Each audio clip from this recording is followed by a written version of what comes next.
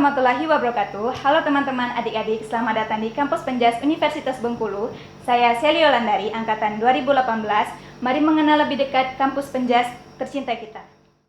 Ini dia gedung Kampus Penjas kita yang beralamat di Jalan Raya Raden Patah, Sumur Dewa, Kota Bengkulu.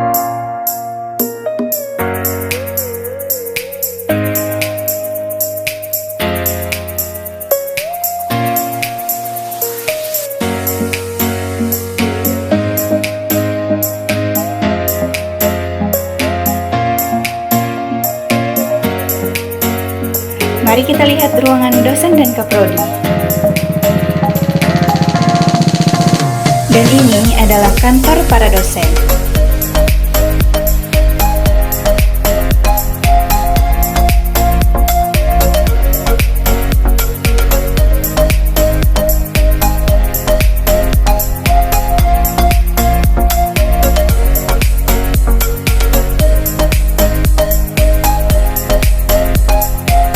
Ayo mengenal sarana dan prasarana yang ada di kampus kita.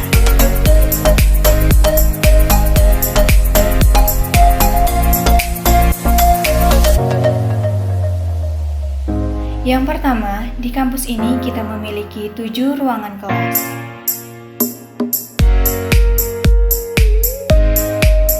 Beginilah suasana kelas belajar para mahasiswa. Kedua, ini adalah ruangan seminar dan sidang.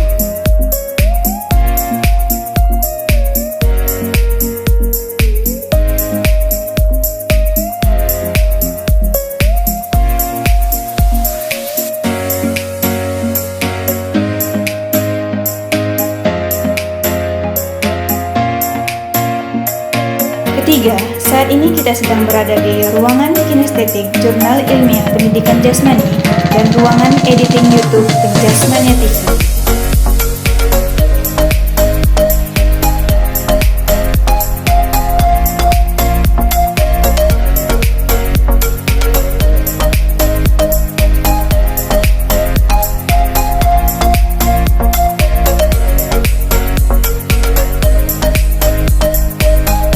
Dan ini dia, tentunya kita memiliki sebuah musola yang ada di kampus Penjas kita.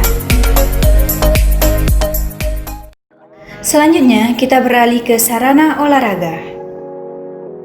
Kita memiliki lapangan indoor yang ada di kampus. Pertama, ini adalah lapangan bulu tangkis dan ruangan senam.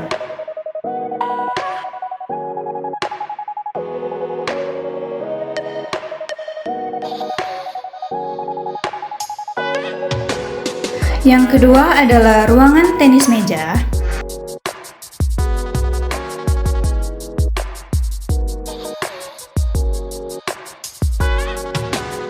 Dan yang ketiga, kita juga memiliki venue tenis lapangan.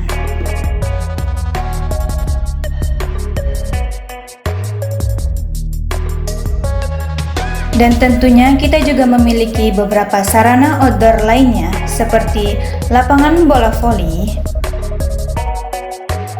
lapangan futsal,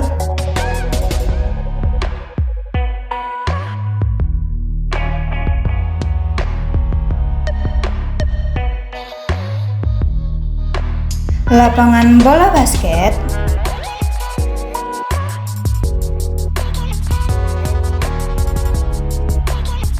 dan tentunya stadion sepak bola.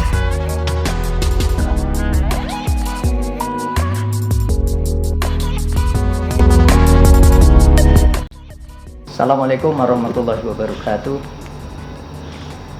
Alhamdulillahirrahmanirrahim. Kita bersyukur pada Allah Subhanahu wa Ta'ala. Pada kesempatan ini, saya Ketua Prodi atau Koordinator Prodi Pendidikan Jasmani FKIP Universitas Bengkulu akan menyampaikan beberapa hal yang terkait dengan pengenalan suasana kampus khususnya di Prodi Penjas. Para mahasiswa baru yang saya banggakan, selamat datang di Prodi Pendidikan Jasmani FKIP Universitas Bengkulu untuk tahun ajaran 2020-2021. Perjuangan Anda untuk masuk ke Prodi Penjas tentu tidak mudah, ya, harus melalui satu ujian atau rekrutmen dengan SNMPTN, SBMPTN maupun penerimaan mahasiswa baru secara mandiri.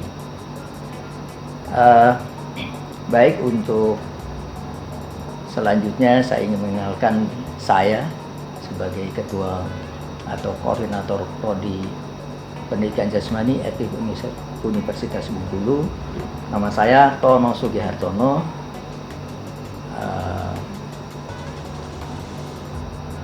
Tempat tinggal saya di Bengkulu, di Pagadewa. Kemudian status saya sebagai dosen juga merangkap sebagai koordinator Prodi sejak 2013, 2 periode, yaitu 2017 kembali saya untuk memimpin koordinator Prodi Penjas. Saya sebagai Prodi tentu dibantu oleh para dosen yang sudah senior maupun dosen-dosen yang junior, yang merupakan kebanggaan dari Prodi Penjas untuk mendukung proses perkuliahan yang berkualitas sesuai dengan harapan dari penyelenggara Prodi maupun calon mahasiswa ataupun para mahasiswa. Para mahasiswa baru yang saya banggakan, pada kesempatan ini saya ingin menyampaikan beberapa hal yang terkait dengan Prodi Penjaskes.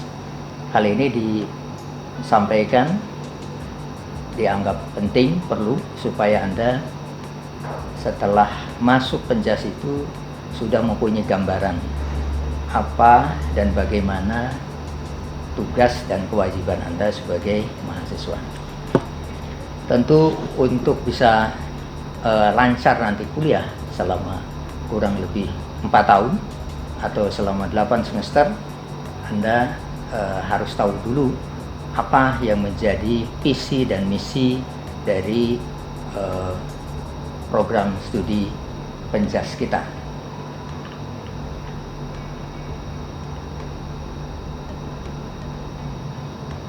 Visi dan misinya tentu saja terkait dengan menyiapkan para mahasiswa untuk nanti setelah perkuliahan akan menempuh beberapa mata kuliah dengan karakteristik pedagogik, dengan karakteristik profesional, kepribadian, dan sosial. Nah, semuanya itu terangkum menjadi satu visi dan misi Prodi Penjas. Adapun visi dari Prodi Penjas yaitu menghasilkan tenaga pendidikan jasmani, olahraga, dan kesehatan yang unggul dan kreatif. Unggul dan kreatif di sini dicapai melalui kerja keras, religius, empati, akuntabilitas, tangguh, inovatif, dan profesional pada taraf internasional tahun 2025. Nah, itu yang menjadi visi dari Prodi Penjas. Untuk melaksanakan, merealisasikan dari visi tersebut, maka Prodi Penjas pun melaksanakan dalam bentuk misi Prodi Penjas. Tentu dalam kesempatan ini saya tidak akan menyampaikan secara semuanya saya sampaikan, tetapi mungkin beberapa bagian yang penting saja. Di antaranya adalah menyelenggarakan pendidikan dan pengajaran secara kreatif dan religius dalam rangka mengembangkan berbagai kemampuan di bidang pendidikan jasmani, olahraga, dan kesehatan. Nah, ini jadi karakteristik kita di Prodi Penjas itu bagaimana selama 4 tahun itu menguasai pendidikan secara umum, pendidikan secara khusus, dan secara khusus lagi adalah pengajaran yang baik. Selanjutnya, selain misi penyelenggaraan pendidikan dan pengajaran, bahwa misi prodi juga merupakan satu bentuk dari penyelenggaraan Tridharma perguruan tinggi. Ya, jadi yang pertama tadi adalah bagian dari yang pertama dari Tridharma adalah pengajaran dan pendidikan. Kemudian yang kedua, visi prodi untuk mendukung Tridharma yang kedua, yaitu pengabdian dan penelitian. Nah, penelitian dan pengabdian ini merupakan satu ciri khas dari pengembangan keilmuan dan penerapannya dalam konteks di masyarakat, yaitu menerapkan ilmu yang dikaji di kampus, kemudian dilaksanakan, direalisasikan dalam pengabdian pada masyarakat. Itu yang kedua. Kemudian yang berikutnya adalah menyelenggarakan berbagai pelatihan. Ya, jadi untuk mendukung kompetensi mahasiswa lulusan dari prodi Penjaskes, tentu tidak hanya di dalam kampus, tetapi juga di luar kampus, yaitu berbagai bentuk pelatihan-pelatihan untuk meningkatkan atau menambah keterampilan dari mahasiswa, sehingga mahasiswa nantinya akan lebih profesional ya dalam mengemban tugas di masyarakat. Itu yang menjadi misi kita. Kemudian para mahasiswa sekalian, prodi Penjas ini berkedudukan di Universitas Bengkulu, ya, tetapi juga prodi Penjas mempunyai kampus sendiri, ya. Jadi kemandirian prodi Penjas tentu lebih daripada prodi yang lain, ya, di mana kampus Penjas memiliki sendiri, ya, dalam rangka kekhasan dari prodi Penjas. Jadi yang kampus utama adalah di Universitas Bengkulu di Jalan W.R. Supratman.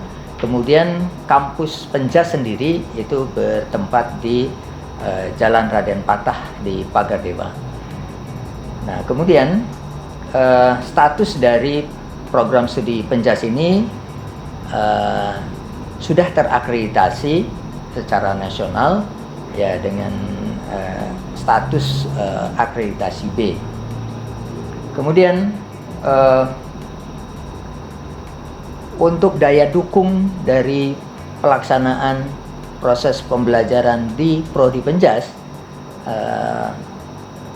dosen dan sarana prasarana ini yang menjadikan eksistensi daripada prodi Penjas. Prodi Penjas itu memiliki dosen yang tercatat sebagai home base-nya prodi Penjas sebanyak 12 orang, ya, diantaranya saya sendiri, Tono Sugiartono, kemudian ada Dr. Andes Sugianto MPD, Dr. Andes Saprial, Dr. Andes Arwin, Dr. Anda Yarmani MKes, kemudian Dr. Andes Ari Sutisyana MPD, kemudian Dr. Dian Pujianto MOR, kemudian Bogi Restu Ilahi MPD, Deplianto MPD, Septian Raibowo MPD, dan Yahya Eko Novianto MPD. Nah, selain dosen home base ini, ya, tapi dosen yang mendukung dari prodi Penjas juga didukung oleh beberapa dosen yang sudah lebih senior. Ya, diantaranya adalah Profesor Dr. Sudarwan Danim, yang beliau kemarin merupakan dekan dari FKIP, kemudian Profesor Dr. Wahidi MPD, kemudian Dr. Alexson MPD yang sekarang sebagai dekan, kemudian Dr. Mana, ya, Dr. Hadi Winarto, dan beberapa lagi dosen lainnya yang mendukung prodi Penjas, yang jumlahnya kurang lebih seluruhnya adalah 26 dosen. Kemudian para mahasiswa sekalian, perlu saya sampaikan bahwa selama proses 8 semester, di mana prodi Penjas itu mulai eksis mulai 2009 dan terus berjalan sampai sekarang. Nah, tentu saja prestasi yang sudah diraih oleh mahasiswa Penjas, baik non akademik maupun yang akademik, cukup baik, ya. cukup baik, artinya untuk mahasiswa baru ke depan nanti supaya lebih meningkatkan lagi prestasi tersebut. Yang terkait dengan prestasi akademik adalah prestasi dari IPK, ya, IPK mahasiswa sampai yang terakhir itu rata-rata 3,34, ya, artinya sudah sangat baik, ya. Kemudian IPK terkecil adalah 2,98. Nah, kemudian prestasi akademik tersebut untuk mahasiswa Penjas adalah mahasiswa-mahasiswa yang memperoleh prestasi di tingkat nasional maupun internasional yang pada cabang-cabang olahraga yang terkait dengan kurikulum, ada kurikulumnya. Misalnya mata kuliah Pancasilat, ya, itu termasuk mata kuliah yang digandrungi atau banyak prestasi dari mahasiswa, ya, dan itu termasuk mata kuliah dengan prestasi akademiknya. Kemudian ada voli, sepak bola, futsal. Nah, itu juga untuk kategori prestasi akademik. Kalau prestasi non akademiknya adalah prestasi-prestasi mahasiswa yang tidak ada di dalam kurikulum Penjas. Misalnya mahasiswa kita banyak berprestasi di taekwondo, di gulat, kemudian beberapa cabang yang lain. Maka itu termasuk pada kategori prestasi mahasiswa yang non akademik.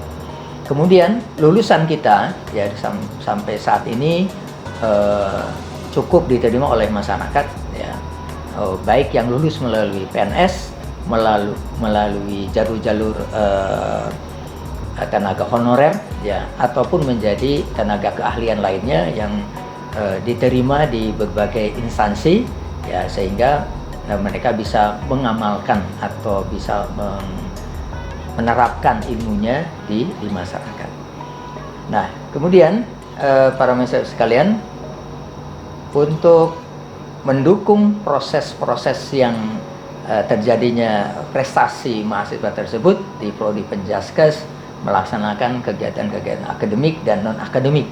Yang pertama adalah yang kurikuler.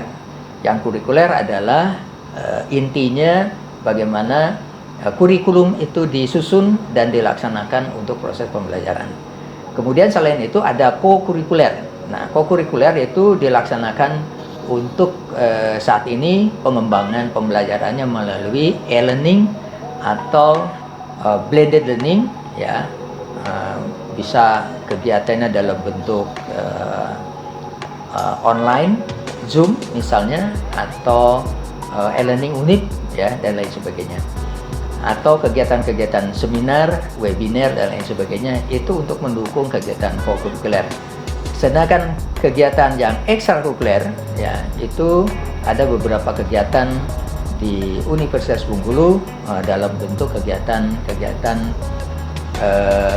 yang diselenggarakan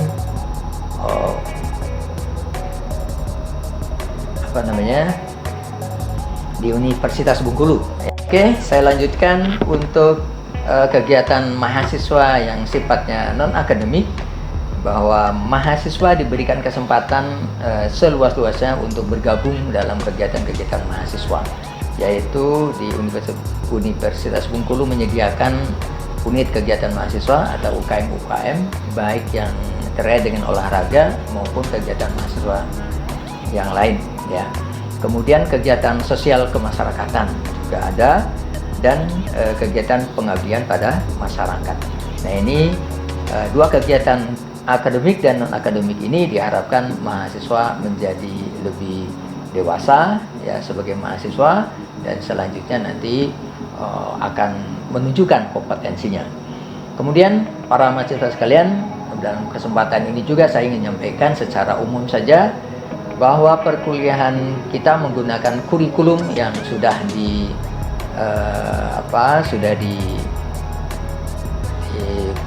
dipatenkan, ya, oleh universitas, ya, melalui SK Rektor. Jadi kurikulum yang kita gunakan dan Anda juga akan mengikuti kurikulum ini, yaitu kurikulum 2015.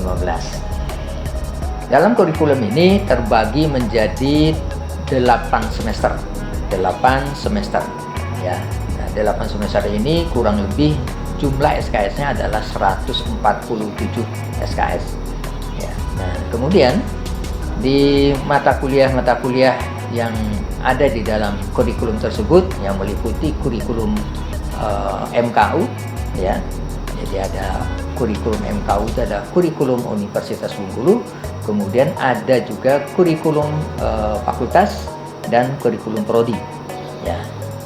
Pada kurikulum tersebut ya, setiap semesternya kurang lebih antara 20 sampai 24 SKS ya. Nah, diantaranya ya semester 1 itu 20 SKS.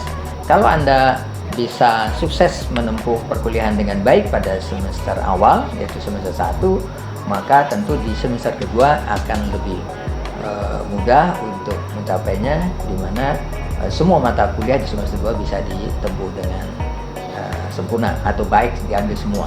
Tetapi kalau seandainya di semester 1 itu Anda kurang baik IPK-nya, ya tentu saja secara sistemik ya di sana Anda hanya bisa mengambil beberapa mata kuliah saja, artinya tidak full bisa mengambil seluruh mata kuliah. Nah, oleh karena itu ya saya harapkan Anda di semester 1 ini betul-betul bisa sebaik-baiknya memperoleh nilai dari perkuliahan, sehingga nanti pada semester berikutnya tidak mengalami hambatan-hambatan.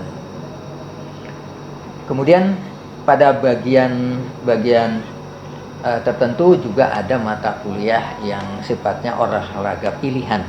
Ya, olahraga pilihan ini ada di semester 3, di semester 5 dan semester 7. Nah, di olahraga pilihan ini tentu mahasiswa dipersilakan untuk memilih mata kuliah ya dengan ketentuan tertentu ya. Kemudian ada juga mata kuliah yang sifatnya magang, di mana mata kuliah magang ini kita bekerjasama dengan stakeholder atau mitra prodi Penjas ya untuk melaksanakan magang maupun untuk PPL. Kemudian di semester akhir ya, mengakhiri perkuliahan ada tugas akhir. Nah, tugas akhir ini meliputi 2 bagian yang harus diselesaikan oleh mahasiswa, yaitu kegiatan ujian komprehensif dan penyusunan skripsi. Nah, dengan demikian selama 8 semester selesai, berarti Anda berhak menyandang gelar lulusan, yaitu dengan gelar SPD ya, sarjana pendidikan. Selanjutnya saya ingin menyampaikan bahwa untuk menjadi guru yang sebenarnya ya, setelah lulus dari prodi Penjas ini masih harus melanjutkan ke jenjang pendidikan profesi guru ya. Nah, jenjang profesi guru ini ya merupakan satu final dari seorang calon guru ya, untuk memperoleh sertifikat pendidik ya. Nah, dengan demikian ya, setelah satu tahap kesarjanaan diperoleh, nah jangan lupa dilanjutkan nanti untuk tahap profesinya, yaitu prosesi pendidikan profesi guru. Para mahasiswa sekalian, demikian mungkin secara umum saja gambaran-gambaran perkuliahan di prodi Penjas yang harus Anda pahami, dan lebih lanjutnya semua kegiatan-kegiatan aturan itu terangkum dalam panduan Universitas Bengkulu yang harus Anda kuasai. Jadi silakan dibaca ya, hak dan kewajiban Anda sebagai mahasiswa sehingga nanti Anda tidak mendapatkan kesulitan-kesulitan.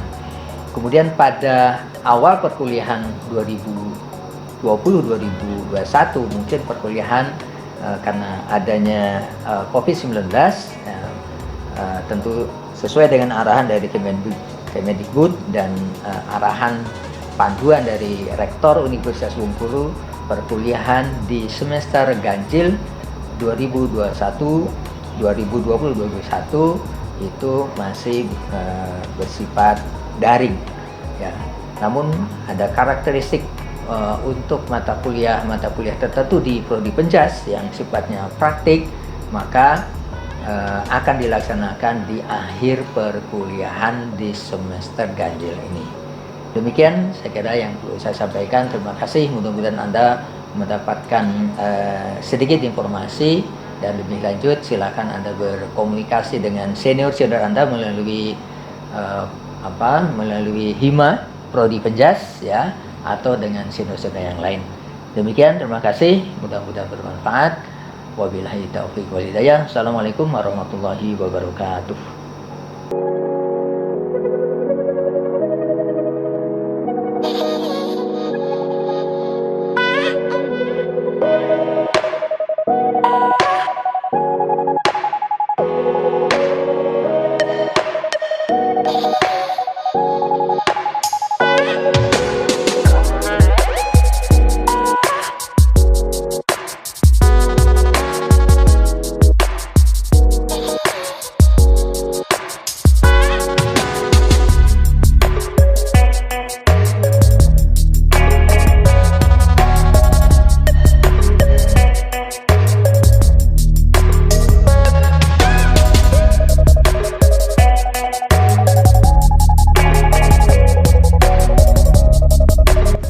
Itulah tadi cuplikan profil dari Kampus Penjas. Selamat bergabung di keluarga besar Program Studi Pendidikan Jasmani Universitas Bengkulu. Salam olahraga, jaya! See you, bye-bye!